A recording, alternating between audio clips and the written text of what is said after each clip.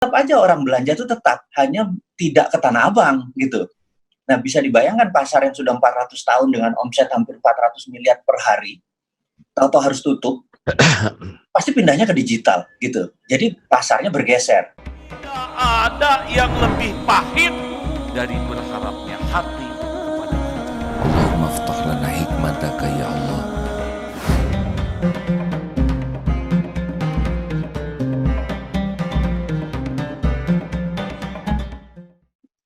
Gimana Mas, ini bisa menikmati episode wabah ini? Yang jelas saya belum pernah seumur-umur 3 bulan berada di rumah bersama keluarga. Ini ya syukuri, karena benar-benar selama sekian puluh tahun berbisnis, bekerja, ini adalah barokah dari sisi lain, karena mengenal sisi lain dari keluarga, dari anak, dari rumah sendiri bahkan. Berarti wabah ini bagian dari karunia bagi orang yang bisa mengambil hikmah ya. Amin. Apa aja kira-kira hikmah yang bisa didapat dari wabah ini?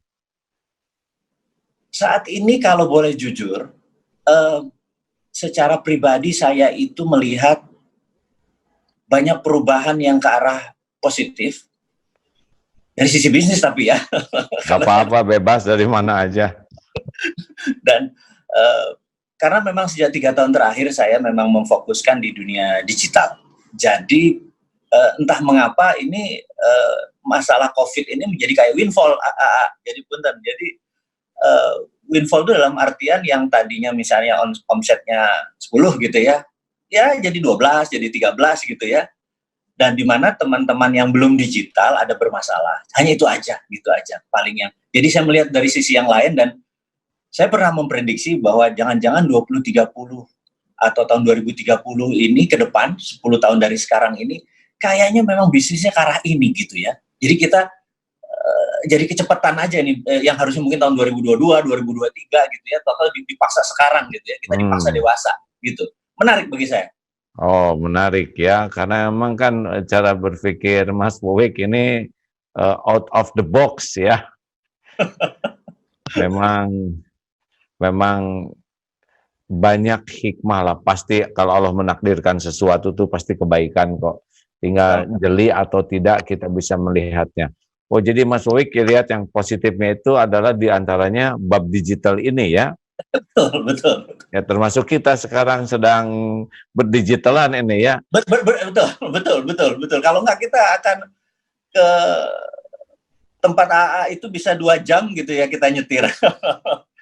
Gitu. Iya, dan ketemuannya juga cuma beberapa menit, lagi susah. Kayak dulu waktu ketemuan di Alatif ya. Betul. Masih ingat kah? Baik, gimana lebih detailnya tuh tentang dunia digital ini menjadi sesuatu yang akan dahsyat dari saat ini ke depan? Bagaimana prediksi, seperti apa itu? Tadinya saya melihat bahwa ketika 5G ada di Indonesia, kira-kira tahun 2022, ini prediksi ya punten, jadi bebas. 2019 saya melihat 2019 ini kayaknya 2022 2023 ini dunia akan menjadi digital, karena 5G kan kecepatannya bisa hampir 10-20 kali dari 4G gitu ya, sehingga bisa melakukan, misalnya kalau dunia kedokteran bisa melakukan operasi, dokternya di Singapura, pasiennya di Papua, itu bisa dilakukan gitu ya. Nah, kemudian dengan tidak adanya lag time atau benar-benar tajam itu gambar-gambarnya, sehingga guru bisa ngajar dari Jakarta, murid dari Papua, murid dari Ambon, itu bisa mendapatkan ilmu yang sama tanpa harus berada di lokasi yang sama. Dan wah, saya pikir 2022 mengerikan sekali gitu. Ini game changing gitu ya. Apa yang terjadi lagi di 2030? Itu prediksi saya. Nah, ketika COVID ini terjadi, karena itu saya masuk dunia digital gitu ya. Nah, ketika COVID ini terjadi, itu seakan-akan percepatan yang tadinya harusnya 2022, 2023, total kepaksa kita bermain sekarang gitu ya. Jadi sekarang ini, bayangkan, pendapat saya ya, sekolah itu yang paling mahal adalah biaya gedung kampus, gedung sekolah. Sementara kalau murid-murid dikasih iPad, itu paling cuma 200-300 ribu, dikalikan sekian juta anak, mereka bisa dari rumah dengan kecepatan yang tinggi. Ini sekolah akan merubah banyak hal. Sekolah itu bukan lagi harus pagi, siang, malam gitu ya.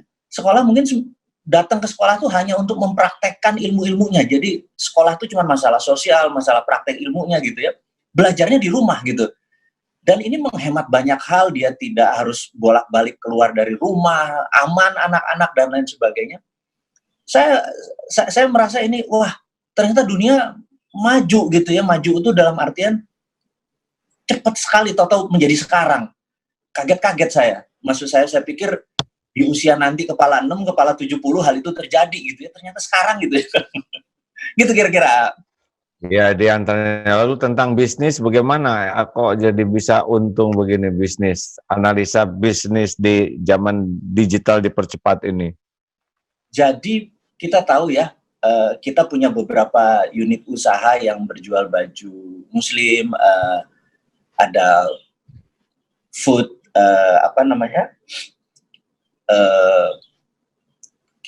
saya lupa lagi ini. Jadi satu hari lah. Ya. Jadi contoh ini ya, baju muslim ya. Satu hari dulu kita menjual sekitar 500 baju muslim, cowok cewek gitu ya. Nah, ketika kena PSBB itu kan Tanah Abang tutup. Sementara orang tetap aja akan berlebaran dan berbaju muslim dan lain sebagainya, karena memang pertumbuhan bisnis berbau muslim ini growth-nya 10 tahun terakhir luar biasa bagusnya gitu ya. Nah, itu mendadak penjualan kita yang tadinya 500 sehari jadi 1000 sehari, jadi 1500 sehari, sampai akhirnya kita di Jogja harus menambah gudang dan lain sebagainya. Jadi tetap aja orang belanja itu tetap, hanya tidak ke Tanah Abang gitu. Nah, bisa dibayangkan pasar yang sudah 400 tahun dengan omset hampir 400 miliar per hari, tahu-tahu harus tutup, pasti pindahnya ke digital gitu. Jadi pasarnya bergeser. Nah, ini yang waktu itu jadi bagi saya ini adalah windfall. Kok ternyata orang tetap belanja gitu ya, tetap belanjanya lewat digital aja. Itu yang salah satu yang saya melihat positifnya. Yang kedua adalah saya ini punya satu usaha yang menarik untuk UKM, namanya Santara Equity Crowdfunding, di mana pembiayaan bagi hasil itu urun dana. Ini pakai digital. Jadi kalau seseorang ini memerlukan dana katakanlah 700 juta gitu ya, untuk dia memberikan 30% sahamnya gitu. Nah, teman-teman ini langsung dengan digital udah ikut 5 juta, ikut 2 juta, ikut 10 juta, dan lain sebagainya. Itu 2-3 jam bisa sold out dan UKM kita langsung tumbuh gitu ya. Dan ini yang saya bilang merubah yang tadinya konvensional menjadi digital. Nah, dua hal itu membuat saya menjadi semangat dengan perubahan ke arah digital. Begitu ya.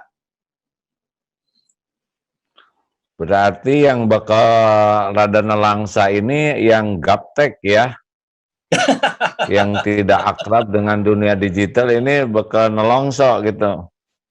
Sebentar, karena saat ini ya, saya lihat generasi muda yang di bawah 40 tahun, anak-anak milenial ini, saat ini lagi cepet-cepetan buat aplikasi untuk membuat UKM-UKM itu menjadi digital, gitu ya. Saya lihat ada beberapa yang dengan menjadi digital, mereka cuman plug and play ya, seperti Zoom tadi, plug langsung bisa.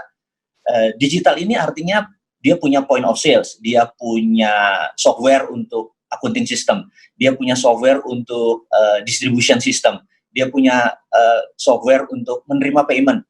Maksudnya gini, bisa dibayangkan kalau kita ada pembeli dari Malaysia, dia mau bayar pakai ringgit, tapi sistem kita tidak terkoneksi dengan sistem pembayaran. Kemudian dia terima pakai Visa, dia bayar pakai PayPal, dan lain sebagainya.